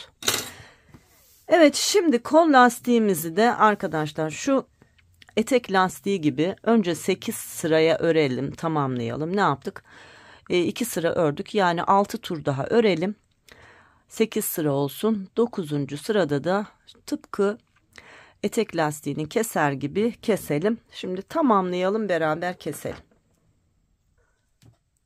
Arkadaşlar 8. sıramı da tamamlamış oluyorum şimdi. Evet, tamamladım. Bakın şurada ters örgülerimizi saydığımızda 1, 2, 3, 4, 5, 6, 7, 8 sıra örmüş olduk. Kol altındayız, yani tur başlangıcındayız ve artık örerek kesme tekniğiyle kesip bitireceğiz. Aynı şeyi yapacağız etek kısmında yaptığımız gibi. Bakın ilk ilmeği ördüm. Düz olarak düz ilmeğim. İkinci ilmeğim ters. O yüzden ters olarak ördüm. Arkadaki ilmeği üzerine geçirdim. Bir ilmek kestim. Sıradaki ilmeğim düz olarak ördüm. Arkadaki ilmeği üzerine geçirdim. Tersi ters ördüm, kestim. Düz ilmeği düz ördüm, kestim. Tersi ters, düzü düz. Yine esnek bir kesim yapıyoruz. İpinizi sıkmayın arkadaşlar. İlmeği küçültmeyin. Bol bir şekilde örerek kesimlerimizi yapalım ki bilek kısmımız esnek olsun. Evet. Var olan ilmeklerin tamamını, 30 ilmeğimiz vardı, örerek kesiyoruz. Bakın bu taraftaki ilmekler bitti. Şimdi bu şişteki ilmeği aldım buraya. Bakın. Şimdi örecek olduğum ilmekleri şişimin ucuna aldım. Şu kesim yaptığım ilmek, bunu tekrar sağ şişime aldım ve devam ediyorum. Sıradaki ters olarak ördüm, kestim. Sıradaki düz olarak ördüm, kestim. Bu şekilde ilmeklerimizin tamamını kesiyoruz. Şimdi size çok kolay bir teknik göstereceğim. İlmek kapatmayı ve yürütmeyi göstereceğim. Böyle çok düzgün oluyor. İğneyle falan yapılıyor normalde. Yani ben o kadar teferruatla açıkçası uğraşamam yani. İpi kes, iğneye geçir, iğneyle yap. Ben çok daha basit, böyle kendimce geliştirdim bir yöntem var. Tığla beraber onu size göstereceğim. Siz de öyle çalışın. Evet, bakın ilmeklerin tamamını örerek kesme tekniğiyle kestim. Şu benim son ilmeğim. Bakın bunu örmüyorum. Normalde etek ucunda ne yapmıştık? Bunu bir kez daha örmüştük. Örmüyorum. İpimi biraz uzun bıraktım. Bakın ilmek burada. Hemen bunu tığıma aldım. Şurası bakın düz örgüyle geldiğim ilmek başlangıç ilmeğim. Bunun tam şu tepe kısmına bakın battım. Kaydırma tekniğiyle kaydırıp birleştirdim. Çok düzgün oluyor. Sonra bir zincir çektim ve sabitledim. Bakın arkadaşlar. Çok düzgün. Şimdi ne yapacağız? Bir de bakın bileğim nasıl esnek, görüyor musunuz? Aynı bu şekilde esnek çalışın. Şimdi çevirdim örgümün iç tarafını. Bakın burada düz ilmeklerimin olduğu lastik sıram var. Şimdi bu uzun bırakmış olduğum ipimi her bir düz ilmek kenarından tığımla beraber yürüterek gizliyorum.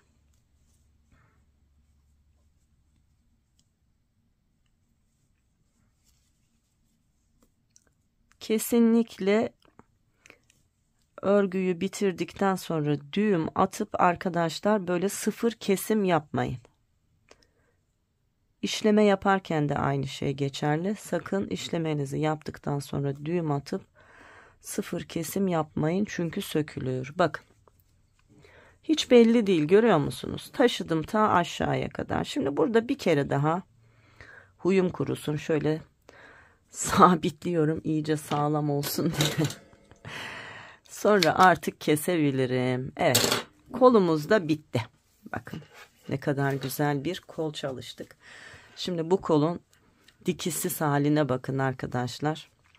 Bilmiyorum, dikişli yapan arkadaşlar var mı? Sizden ricam, yani buraya kadar ördüyseniz dikişli mi dikişsiz mi ördüğünüzü lütfen yoruma yazın arkadaşlar. Şu dikişsiz örgünün, şu lastiğin güzelliğine bakın. Yani bunu dikişle beraber bozmak istemedim açıkçası. Umarım siz de dikişsiz örmüşsünüzdür. Dikişli örenler varsa onlar da yazsınlar bana. Bekliyorum. Hala niye dikişli örüyorlar merak ediyorum. Neyi anlamadılar bu kadar detaylı anlatmama rağmen, lütfen bana yazın. Eğer dikişsiz ören arkadaşlar varsa. Şimdi arkadaşlar son kez bir kol boyu size söyleyeceğim. Bakın, lastik, bilek lastiğimizden yaka lastiğimize kadar uzunluğumuz tam 32 santim. Bu oldukça güzel, rahat, eniyle boyuyla harika bir kol oldu. Kalıp da zaten hiç kesim olmayan böyle güzel bir kalıp. Tam 10 santimde arkadaşlar kolumuzun genişliği oldu. Bakın, oldukça ideal. Enimize göre kol genişliğimiz de çok düzgün. Bileğimiz de aynı şekilde. Aslında bu kadar puantiyeli böyle süslü bir hırka ya bu. Bunun kolu karpuz kol yapılabilirdi arkadaşlar. Hatta şu lastik kısmı da biraz daha geriden tutularak şöyle uzun bir dar bir lastik çalışması yapılsa biraz daha belki havalı olabilirdi. Ama benden bunu anlatmam istendiği için ben de size bunu anlatmış oldum. Fikir olarak söylüyorum. İsteyen arkadaşlar yapabilirler yani. Ben şahsen bu kadar böyle süslü pullu bir şey örmüşsem sade değil de öyle bir artısı olsun isterdim. Şimdi arkadaşlar ikinci kolu göstermeyeceğim. Sadece tarif edeceğim. Yine bakın, ipimizi keseceğiz. Kaç ilmeğimiz vardı? 35 ilmeğimiz vardı değil mi? 35 ilmeğimizi yine şişimize alacağız. Sonra şuradan hemen ilmeğimizi çıkarmaya başlayacağız. İpimizi bağlayacağız ve 5 numarayla. Bak, 1, 2, 3, 4, 5 ilmek çıkaracağız. Turumuzu tamamlayacağız. Sonra 5 ilmeğin ikisini bir öreceğiz. 3. ilmeği öreceğiz. 4 ve 5'i bir öreceğiz. 5 ilmek 3 ilmeğe düşecek. Turu tamamlayacağız. Geleceğiz kol altında. Bu 3 ilmeği de birlikte örerek tek bir ilmeğe indirmiş olacağız. Ve bizim ilmek sayımız 36 olacak. 18'ini şişin bir tarafına, 18'ini bir tarafına bırakacaksınız. Şu kolu ördüğümüz gibi dümdüz, hiçbir şey yok. 30 santim uzunluğunda öreceksiniz. Sonra lastiğimizi yine 30 ilmek yapıp 8 sıra lastik ördükten sonra 9. sırada örerek keseceksiniz. Hepsi bundan ibaret. Şimdi ikinci kolları da örelim. Zaten sonrasında şu ilik düğme kısmımızın lastik çalışması var. Onu da çok pratik bir şekilde size anlatacağım. Nasıl ilmek aldığımı, nelere dikkat ettiğimi. Sonra hırkamızı bitireceğiz arkadaşlar. Hadi bakalım, kolları örüp gelelim. Arkadaşlar ikinci kolumu da ördüm, bitirdim. Bakın, hırkamızın arkası böyle ışıl ışıl ışıl. Çok güzel oldu. Pullu ipimizden artan ipimiz bu kadar. Yani daha büyük, 1-2 yaş daha büyük örmek isterseniz 2 yumak pullu ip size yeterli olur. İlk kolu ana rengimin 1. yumağıyla bitirdim. İkinci kolun bir kısmını arkadaşlar 2. yumağa geçerek ördüm. Yani 2 tane pullu ip, 1 tane, 1,5 tane de normal ana ip bizim için yeterli. Şimdi en son şu ilik düğme kısımlarımız var. Bunları çalışacağız. Bakın, ben düğmeli kısmımı zaten önden çalıştım. İki tarafı da birbirinin aynı şekilde öreceğiz. Birinde ilik açacağız. Birinde ilik de açmayacağız. Çünkü düğmelerimiz dikilecek. Dümdüz örüp bitireceğiz. Şimdi bu tarafı ördüm. Şu kameramı biraz yaklaştırayım. Diğer ilikli kısmı birlikte örmeye başlayalım. Yine 4 milimetre ince olan şişimizle beraber ve tek renk olan ipimizle lastik öreceğiz. Çok kolay bir lastik çalışması yapacağız arkadaşlar. Sadece dikkat etmemiz gereken bir iki püf nokta var. Bunlardan bir tanesi, bakın şurada göstereyim size. Tam şu kenar lastiği ile beraber bakın sanki birlikte örülmüş gibi aynı hizada. Aynı şey yaka için de geçerli. Bakın sanki bütün örülmüş gibi. Şimdi bunun böyle düzgün görünmesi için ne yapmamız lazım onu göstereceğim. Şimdi şu lastiğimizin bakın uç kısmında tam şu en son, bakın en dipteki ilmeğin arasına batarak ilk ilmeğimi çıkarttım. Sonra hemen onun yanındaki ilmeğin içerisine battım ve bir ilmek daha çıkardım. Yani yakın mesafeden çıkarmış oldum. Biz böyle ilmeklerin arasına batarak ilmek çıkarmaya devam edeceğiz. Bakın hemen bir ilmek daha çıkardım. Yanından bir ilmek daha çıkardım. Şimdi tam 4 tane ilmek çıkardım lastik olan kısımdan. Bundan sonra arkadaşlar şu lastik görüntüsünü elde edebilmemiz için bakın ne potluk var, ne toplama var. Yani şu kenar örgümüze uyumlu ilmek çıkarabilmek için 2 örüp 1 artırma tekniğiyle beraber ilmek çıkarmaya devam edeceğiz. Şöyle yapıyorum, bakın şimdi sıradaki ilmeğin içerisine battım 1, sıradakinin içerisine battım 2, hemen aynı ilmeğin kenarına batarak bir ilmek daha çıkartıyorum. Bakın şimdi daha kolay anlayacaksınız düz örgüde.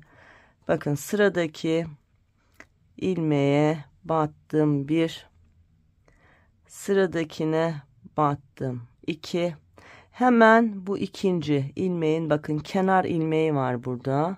Kenar ilmeğine batarak bir ilmek artırma yaptım. Zaten çok belli oluyor. Bakın 2 ilmek böyle yan yana olmuş oluyor. Tekrar yapalım.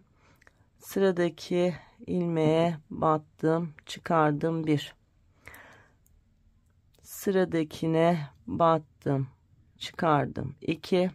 Hemen onun kenar kısmına batarak bir ilmek daha çıkararak artırma yaptım. Tekrar yapalım. Bakın sıradaki ilmeğe battım 1. Sıradaki ilmeğe battım 2. Hemen onun kenar ilmeğine batarak bir ilmek daha çıkardım. Bu şekilde şu tepe ucuna kadar çıkartalım arkadaşlar. Evet arkadaşlar, ilmeklerimi alarak yaka kısmının olduğu yere kadar geldim. 64 tane ilmek çıkardım şimdiye kadar. Şimdi ilmek çıkarmaya devam ediyorum. Bakın 65, 66, bir de yine nasıl etek lastiğinin ucunda bu en uç ilmeğe batmıştık arkadaşlar. Burada da yaka kısmımızın en son uç kısmındaki ilmeğe batarak buradan da ilmek çıkartıyoruz. Toplamda 67 tane ilmek çıkarmış oldum. Ben şu karşı tarafta da düğmelerin dikilmiş olduğu yerde de 67 ilmek çıkarmıştım. Yani şimdi ilik düğme kısmında şurada çıkardığınız ilmek sayısıyla buradaki ilmek sayınızın aynı olması lazım. Buna dikkat edin. Zaten aynı aralıklarla aldığımız için ilmek sayılarınız denk gelir arkadaşlar. Sayarak dikkatlice ilmeklerinizi çıkartın. Ne yaptık şimdi? En dikkat etmemiz gereken şey ne dedik? 1. Etek ucundaki lastik, 2. Yaka ucundaki lastikle şu son ilmekler aynı hizada olacak şekilde ilmeklerimizi çıkarttık. Şimdi ikinci dikkat etmemiz gereken şey arkadaşlar, yine örgünün ön tarafında 2 düz ilmekle örgümüzün başlayıp yine 2 düz ilmekle bitmesi lazım kenar kısmının düzgün görülebilmesi için. Bakın burada ben o şekilde çalıştım. Görüyor musunuz ne kadar düzgün? Etek kısmında da yine aynı. Bakın 2 düz ilmekle çalışınca böyle çok düzgün bir görüntü elde etmiş oluyoruz. Evet, şimdi örgümüzün arka tarafından öreceğimiz için önde ilmeklerimin düz olabilmesi için arkada ters olarak örgüye başlamam lazım. Yani ilk 2 ilmeğimi ters olarak ördükten sonra bir düz, bir ters, bir düz, bir ters lastik örgümü örmeye başladım. Sıra sonunda son 2 ilmeğim yine ters örgü olarak bitecek. Şimdi sıra sonuna kadar örelim arkadaşlar.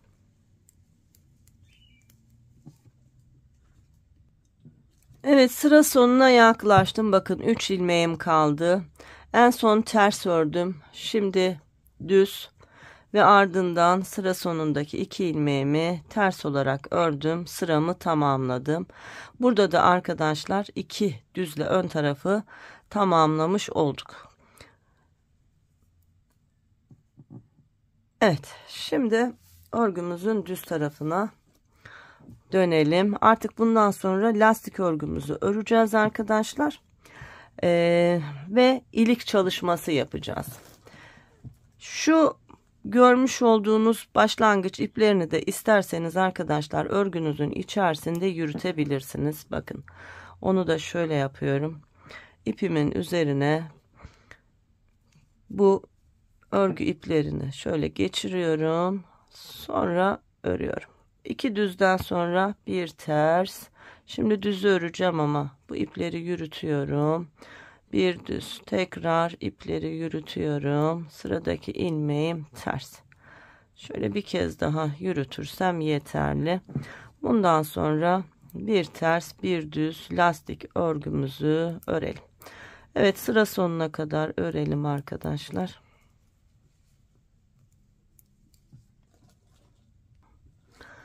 Evet, yine sıra sonuna yaklaştım. Yaka kısmımızda da son 2 ilmeğimiz örgümüzün düz tarafı olduğu için arkadaşlar bakın bir tersten sonra 2 düzle beraber tamamladım. Bakın örgümüze, ilmeklerimize hiç esneme ya da toplama yok, görüyor musunuz? Tam örgümüzün beden kısmıyla çok uyumlu bir şekilde ilmek çıkarmış olduk. İpimiz inceydi. Şişimiz de küçük numaraydı. O yüzden 2 örüp 1 artırdık arkadaşlar. İpimizin kalınlığı kullandığımız şişin büyüklüğüne göre, yani şu bedendeki ipimiz ve şişimizle aynı şekilde yaparsak ben bunu bazen 3 örüp 1 artırma da yapabiliyorum. Yani neymiş?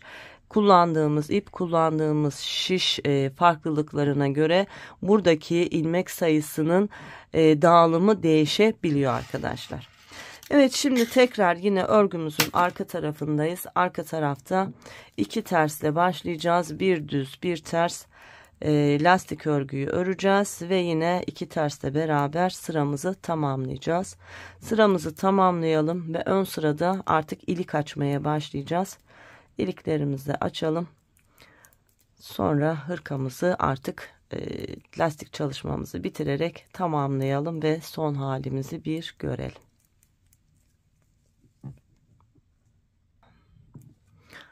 Evet, arka sıradaki örgümü tamamladım. En son bir düz, 2 tersle beraber sıram bitti. Şimdi ilik açacağız arkadaşlar. Kaç sıra örmüş olduk? İlk ilmek aldığımız sıra, birinci sıramız ters tarafta lastik örgüye başladık. İkinci sıramız, sonra ön tarafta, düz tarafta ördük 3 ve tekrar şimdi arka kısımda ördük. 4 sıra örmüş olduk arkadaşlar. Bu bizim için yeterli. Şimdi ilik açmaya başlayacağız. Bakın, ilik çalışmasını 1 2 3 düz ilmekten sonra yapacağız. Yani şöyle. Şimdi başlayalım. Bu 2 düzden sonra bir ters, sonra bir düz. Bu bizim ikinci düzümüz. Sonra bir ters, Sonra bir düz daha. Toplamda bakın 1 2 3 düz çalıştık. Burada da aynı. Düğmeyi öyle diktim. 1 2 3 düz. Şimdi sıradaki ilmeğim ters. Burada ilik yapacağız. Şişime ipimi doladım. Şu ters ilmekle onun yanındaki düz ilmeği birlikte öreceğim. Düz ilmeğin içinden batarak şöyle soldan sağa doğru battım. Bu iki ilmeği birlikte ördüm ve bakın ilik çalışmamı yapmış oldum. İlik çalışmam tam ters ilmeğin üzerine denk geldi. Düz ilmeklerim hiç bozulmadı. Çok düzgün de bir görüntü elde edeceğiz. Yine şimdi sırada ters ilmeğim var 1, düz ilmeğim var 2, ters 3, düz 4, şöyle 7 düz araylaydı. Herhalde bir daha kontrol edeceğim. Şimdi ilk ilikten sonra 1 düz, 2 düz, 3 düz, 4 düz, 5 düz, 6 düz ve 7 düz. Şimdi ilmek sayısını da söyleyeceğim size. Şuradan ben bir kontrol edeyim. 1, 2, 3, 4, 5, 6, 7 düzden sonra 1, 2, 3, 4, 5, 6, 7 düzden sonra. Yani şöyle söyleyeyim. Bakın ilk ilik çalışmamızı, şişimizi, ipimizi doladık. 2 ilmeği birlikte düz ördük ya. Onu da sayarsak 1, 2, 3, 4, 5, 6, 7, 8, 9, 10, 11, 12, 13 ilmek. Sonra ikinci iliğimizi açıyoruz. Eğer şu 2 ilmeği birlikte ördüğümüz ilmeği de sayarsak, bunu saymazsak 12 ilmek arkadaşlar. Bir dola 2 ilmeği birlikte ör, bunu saymazsak 2, 4, 6, 8, 10, 12 ilmek. Şimdi geldim, bakın yine ters ilmeğe denk geliyor. Bir doladım, sıradaki 2 ilmeği birlikte ördüm düz olarak. Bu 1. Şimdi ters düz söylemeyeceğim, ilmek sayacağım. 2, 3, 4, 5, 6, 7, 8, 9, 10, 11, 12, 13. Kesim dolayıp kestikten itibaren saydığım sayı 13. Üçüncü ilik çalışmamı yapıyorum. Şişime ipimi doladım. Yine sıradaki 2 ilmeği, bakın ters ilmekte düz ilmeği birlikte ördüm. Üçüncü iliği açtım. Bu arada ilk yine ilmeğimi ördüm. Bu 1. Sonra 2. Sonra 3. Sonra 4. Sonra 5. 6. 7. 8. 9, 10, 11, 12, bakın 13. ilmeğim düz ördüm. Yine sıradaki ilmek ters. Bir doladım. Sıradaki 2 ilmeği birlikte ördüm. 4. iliğimizi de açtık. Toplamda 5 iliğimiz oluyor. Yine bu 2 ilmeği birlikte ördüğümüz ilmeği ilk ilmek kabul edelim. 1, ardından 1 ters, 2, 1 düz, 3, 4, 5, 6, 7, 8, 9, 10, 11, 12, 13 ilmek ördüm. Bakın yine sıradaki ilmek ters ve son ilik çalışmamız yakamızda açılacak. Şişime ipimi doladım. 2 ilmeği birlikte ördüm düz. Sonraki ilmeğim ters ve sonra 2 ilmeğim var, kenar ilmeklerim düz olarak ördüm ve sıramı tamamladım. Çok düzgün aralıklarla 5 tane de ilik çalışmış olduk. Şimdi örgümüzün arka tarafında yine lastik örgü örmeye devam edeceğiz. Şu ilk ilikleri de göstereyim size. Bakın sıradaki ilk 2 ilmeği ters ördüm. Sonra bir düz, bir ters, bakın dolama yaptığım ilik olacak olan ilmeğim burada, onu da düz örüyorum. Onları hep düz öreceğiz. Bir ters, bir düz, zaten sıra takip ediyor arkadaşlar. Bir ters, bir düz, bir ters, bir düz olacak şekilde örüyoruz. Şu ikinci iliği de göstereyim.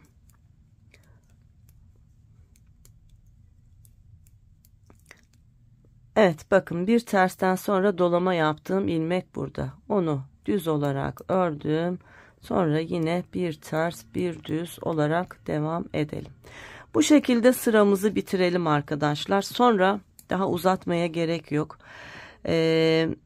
Ön sırada yine bir sıra gidip gelelim. Sonra tekrar ön sırada kesim yaparak artık hırka çalışmamızı tamamlayalım.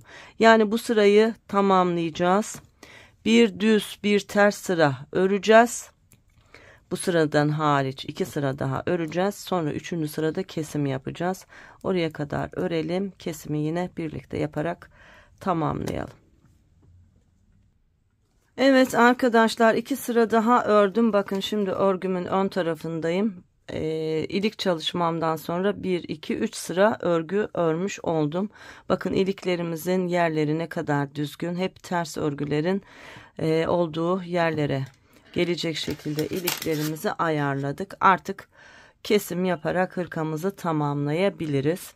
Kol uçlarında yaptığımız gibi arkadaşlar, etek ucunda yaptığımız gibi örerek keseceğiz. Aynı şey, değişen bir şey yok. Bakın ilk ilmeği boş aldım.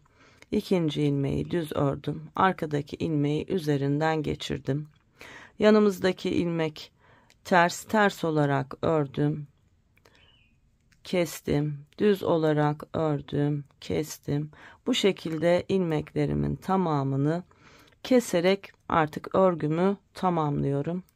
Bu son çektiğim videoyu oruçluyken çekiyorum.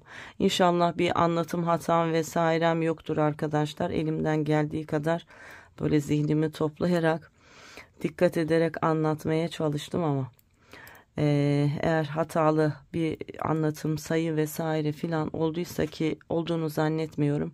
İlmek sayımız 67 idi. Yine de öyle bir şey olursa, hatalı olduğum bir yeri fark edersem açıklama kısmıyla yazarak düzeltirim. Şimdi var olan ilmeklerimizin tamamını düzleri düz, tersleri ters olarak örelim ve keselim. Şimdiye kadar örüp beğeni ya da yorum yapmayan arkadaşlar, sizden rica ediyorum. Beğenilerinizi ve yorumlarınızı esirgemeyin. Örerken yaşadığınız tecrübeyi paylaşabilirsiniz. Hangi renkle ördünüz, ne tür iple ördünüz, kaç yaşa ya da kaç ayla ördünüz, hangi şişi kullandınız. Bunların bilgilerini verirseniz hem benim için çok önemli, ben okuyacağım bunları, hem de farklı yaşlarda farklı iplerle örmek isteyen arkadaşlar yorumlara çok dikkat ediyor. Onlardan faydalanıyorlar. Siz de arkadaşlarımıza faydalı olabilirsiniz bu şekilde yaptığınız yorumlarla. Evet, şimdi var olan ilmeklerin tamamını kesip geliyorum. Evet, örerek ilmeklerimin tamamını kesmiş oluyorum. Bakın son ilmeklerim, ters ilmeği ters ördüm, kestim. Son 2 ilmeğim düz ördüm, kestim. Düz ördüm, kestim. Şu son ilmeği bir kez daha örüyoruz. İpimizi biraz uzun bırakıyoruz arkadaşlar ve şöyle düğümlüyoruz. Şimdi şuranın kapatmasını da son olarak göstereyim.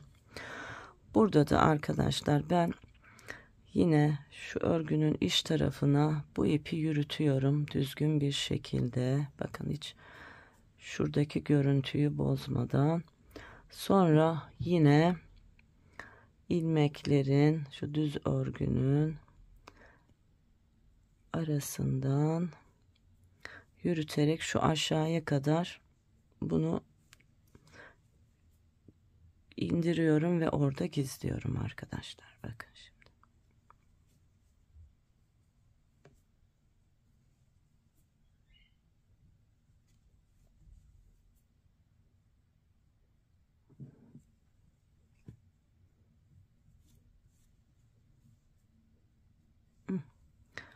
Burada yine bir düğüm atalım.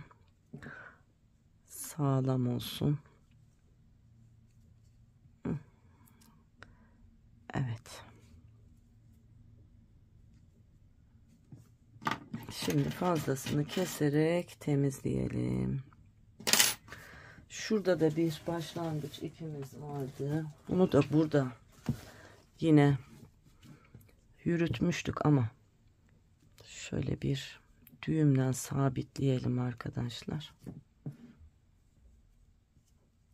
Yukarıya doğru yine tığımızda bir iki kere şöyle aldıktan sonra bakın bunu da keselim.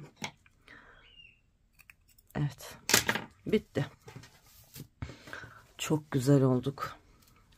Çok süslü olduk. Şimdi düğmelerimizi şöyle kapatalım.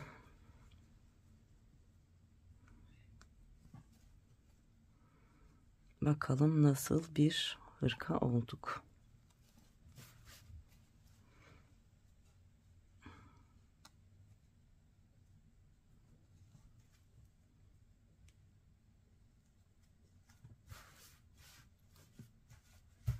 Çok düzgün oldu. Bakın arkadaşlar, şu lastik kısmımız ne kadar düzgün oldu, görüyor musunuz? Şimdi kameramı bir ayarlayayım. Şu son halimizi bir görelim. Evet arkadaşlar, son halimiz böyle. Bakın ne kadar güzel olduk. Enimiz, boyumuz, her şeyimizle, düğmelerimizle çok böyle düzgün bir hırka çalışmış olduk. Umarım siz de benimle birlikte keyifle örmüşsünüzdür. Ören arkadaşlar, dikişsiz kol örenler ve dikişli kol ören arkadaşlar, daha önce de söyledim, sizlerden mutlaka yorum bekliyorum. Dikişsiz örenler tecrübelerini anlatsınlar. Hala dikerek örenler niye diktiklerini, neyi anlamadıklarını ne olur yazsınlar bana.